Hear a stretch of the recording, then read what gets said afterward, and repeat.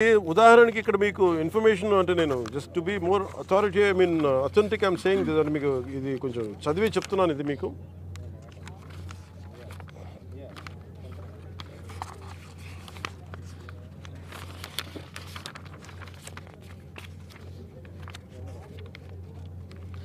కాకినాడ పోర్టుకి రోజుకి 1000 నుంచి 1100 లారీలు వస్తాయి.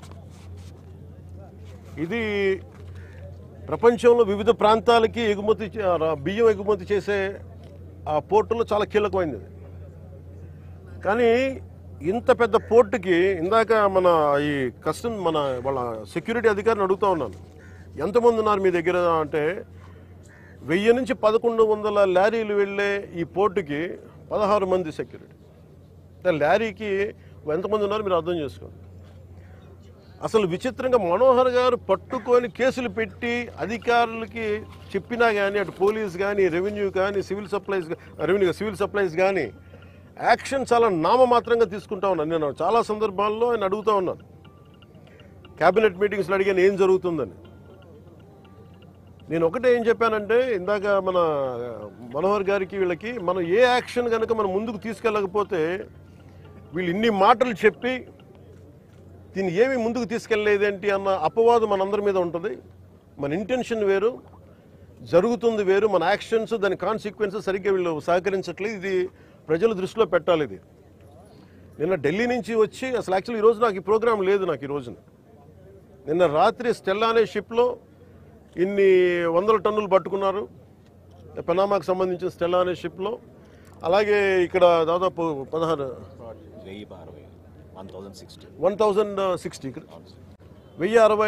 మెట్రిక్ టన్నులు ఇక్కడ పట్టుకున్నారు.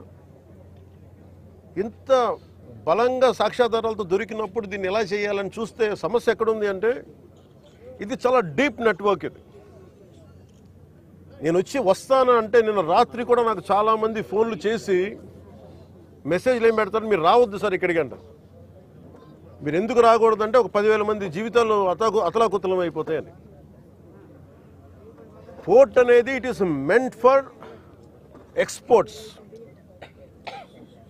కాకినాడ పోర్ట్ కానీ ఏ పోర్ట్ అయినా కానీ అనుమతి ఇచ్చింది ఎక్స్పోర్ట్కి, అంతేగాని స్మగ్లింగ్ కాదు. స్మగ్లింగ్ మీద చేసే విధానంలో కూర్చోబెట్టి దానికి పర్మిషన్ దానికి లైసెన్స్ ఇవ్వాల.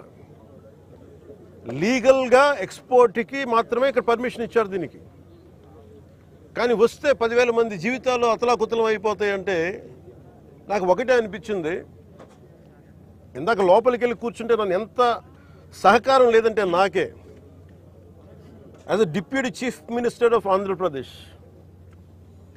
నాకే సహకరించాల. ఇక్కడున్న ఈ ఏమో పోర్ట్ అధికారులు షిప్ అక్కడ స్టెల్లా అనే షిప్ ఉంది, పైకి ఎక్కాలి. దాన్ని ఒక దాదాపు 6 కంపార్ట్మెంట్స్లో దాన్ని ఏముంటుందని 6 కంపార్ట్మెంట్స్ 3 కంపార్ట్మెంట్స్ ఇది ఉంది. దాన్ని సీజ్ చేసి అక్కడ ఆఫ్ చేసాం. లోపలికి వెళ్ళి చెక్ చేద్దామంటే ఈ అనుకూలంగా లేదు మీకు పైకి ఎక్కడానికి అని చెప్పి అక్కడే తిప్పుతున్నాను నన్ను. ఇంత ఆబ్వియస్గా నాలాంటి వాడికి ఇంత ఆబ్వియస్గా అందరూ చూస్తుండగా అంటే దీని వెనక ఎంత డీప్ రూటెడ్ నెట్వర్క్ పనిచేస్తాం మీ అందరికీ అర్థం.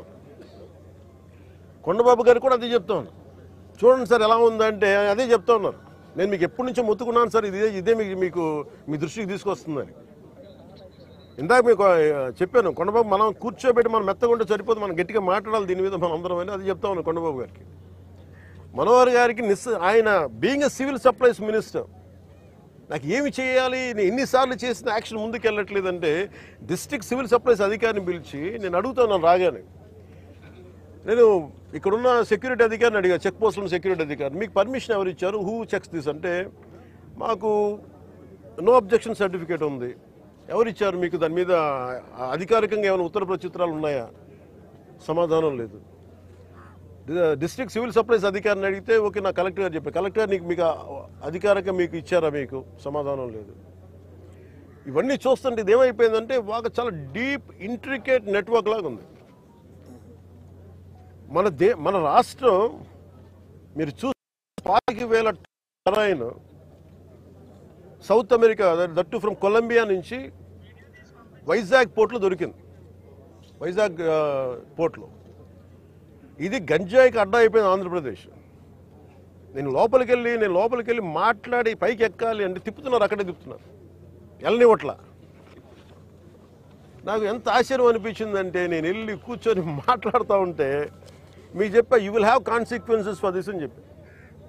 నేను మీకు తర్వాత వీడియోస్ కూడా మీకు రిలీజ్ చేస్తాను. లేదు సార్ మీకు రఫ్ సీ ఉంది, మీరు వెళ్ళటానికి లేదంటే, నేను చెన్నై నుంచి వచ్చాను. నేను రఫ్ సీస్, నాకు నా ఫ్రెండ్స్ సీమెన్స్ చాలామంది ఉండేవాళ్ళు, చాలామంది స్నేహితులు నాకు మద్రాస్ పోర్ట్లో పనిచేసేవాళ్ళు. ఎప్పుడు సరదాగా తీసుకెళ్తే అలలు పడవలోకి వచ్చి మనకి టగ్ బోట్స్లోకి వచ్చి ఇంకా ఇలాంటి బోట్లోకి వచ్చి కొట్టే సమయంలో నన్ను తీసుకెళ్లేవాళ్ళు సీమెన్.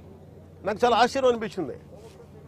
అలాగే సార్ వింటున్నా వీళ్ళు కథలు ఏం చెప్తాను. అలా వింటా ఉంటే మళ్ళీ పక్క ఎదురుగా షిప్లో ఈ చిన్న చిన్న బోట్లు వేసుకొని మనకి ఈ టైర్లు కట్టుకొని ఒక 2 పెట్టుకొని వాళ్ళకి దింపుకుంటా మన ఎగుమతి చేసుకుంటా ఉన్నారు. నేను వాళ్ళు చూపించాను. You are doing it in very obvious way. మీ సీఈఓ ఎవరు? ఏదో సీఈఓ పేరు చెప్పారు. దీనికి ఓనర్ ఎవరు? ఆ సీఈఓ లేడు ఇక్కడ. ఓనర్ ఎవరు అంటే 2 పేర్లు చెప్పారు. వన్ ఈజ్ ఏదో అరబిందో వాళ్ళదంట.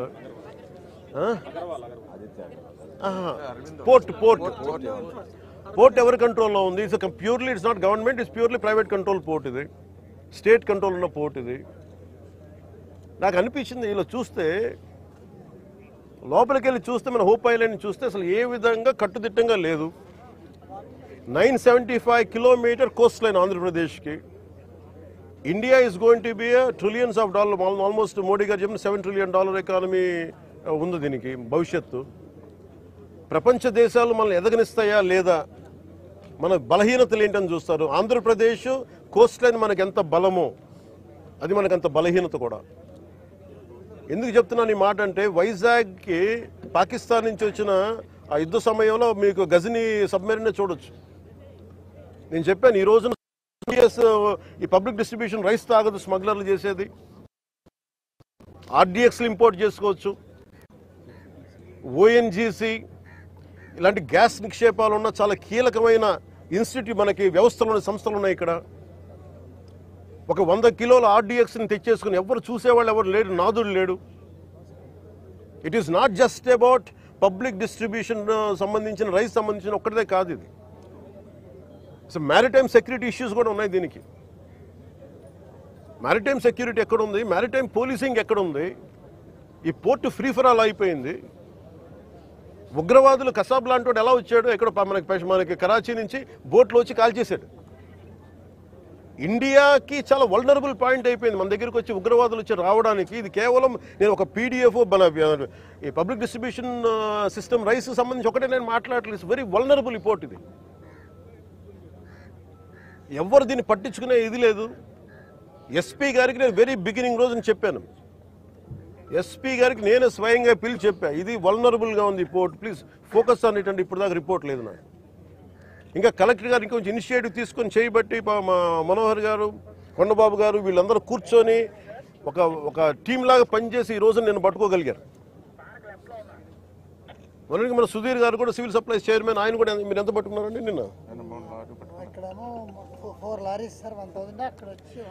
ఇప్పుడు ఇది సమస్య ఎక్కడుందంటే, first public distribution system rice నిజంగా బిలో పవర్టీ లైన్లో ఉన్న వాళ్ళకి కనీసం వాళ్ళకి అవసరానికి తిండి కానీ ఇవన్నీ అందించడం, బియ్యం. అలాగే రైతుకి వాళ్ళకి స్థిరీకరణ, వాళ్ళకి స్టెబిలిటీ ఇవ్వడానికి, గిట్టుబాటు ధర ఇవ్వడానికి ప్రభుత్వం కొనే విధానం ఇది. దీనిని దాదాపు 43 రూపాయలు ఖర్చు అవుతుంది, 43 రూపాయల 50 పైసలు ఖర్చు అవుతుంది ఒక్కొక్క కిలోకి. అది గవర్నమెంట్ సబ్సిడైజ్డ్ ప్రైస్ తోటి 2 రూపాయలు జీరో. మొన్నదాకా రూపాయి 2 రూపాయలు ఉంటే ఇప్పుడు అది కూడా పూర్తి అసలు జీరో.